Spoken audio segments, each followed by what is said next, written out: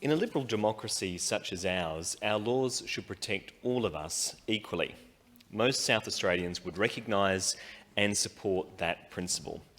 Yet LGBTI people are discriminated against by some religious educational institutions and faith-based service providers across the country every day.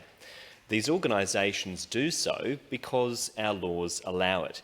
A groundbreaking report by Equality Australia entitled Dismissed, Denied and Demeaned, a national report on LGBTQ+ discrimination in faith-based schools and organisations, has found that LGBTI discrimination is endemic in religious schools and organisations across our country.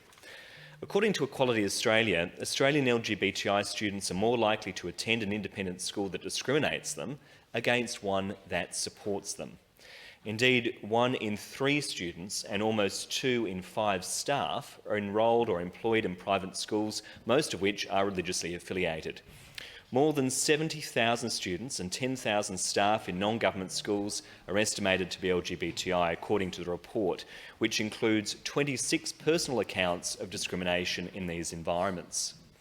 Included in these accounts are stories about students who have been forced out of school or teachers who have been fired from their jobs or denied promotions simply for being who they are.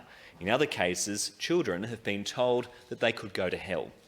The report also found that Catholic school authorities maintain a damaging and oppressive culture of silence, with 9 out of 10 of those reviewed, educating 70% of all students in Australian Catholic schools, publishing so little information about LGBTI inclusion that prospective parents, students or employees can't tell whether they will be welcomed or whether they will face discrimination. This is also the case for 1 in 3 independent schools. This points to a systemic suppression of LGBTI identities and lives. For young people coming of age and exploring who they are, silences about LGBTI people are deafening. Silence says to these young people that they must remain hidden and ashamed of who they are if they want to keep their jobs or if they want to remain in school. The report also found that almost 1 in 10 of Australia's largest faith-based service providers publicly discriminate against LGBTI people, while almost 4 in 10 are silent on their positions on LGBTI inclusion. 4 in 10 people work for an organisation that has an unclear position or discriminate against LGBTI people. The door should always be open, Mr Acting President, open to LGBTI people who need healthcare, housing or disability support, no matter who is delivering that service. Sitting on the fence is no longer good enough. Services must be included and say so to ensure equal access for everybody who needs support. When introducing the report, the Honourable Michael Kirby AC, former Justice of the High Court of Australia, described the broad-based religious exemptions in anti-discrimination laws as neither principled nor just.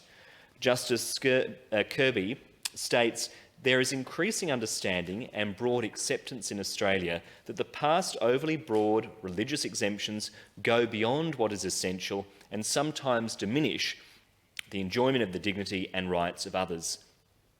It's important to note, Mr President, that these organisations rely on billions and billions of dollars of public funding, but they are not required to comply with the same laws as other organisations when it comes to employment, education and service delivery. It really is appalling that these organisations getting government funds are getting a get-out-of-jail card, Mr Acting President. Now, successive federal governments have failed to address these gaps in the law, which directly impact on so many people in our community. Indeed, the law in Australia and at the Commonwealth level and in all states and territories is out of step with 21st century community expectations. It needs to change. Everyone deserves the same protection from discrimination. And if you get public money, like these schools do, like these organisations do, they do not have a right to deny service to people who need help. They do not have a right to threaten the employment of their staff in our 21st century Australia. It's appalling. Now, there was a push at a national level to reform this, but it seems to have stalled over in Canberra, and the Albanese government has not taken the action needed. Well, the Greens are calling for the Malinauskas Labor government to step up and change the law at a state level.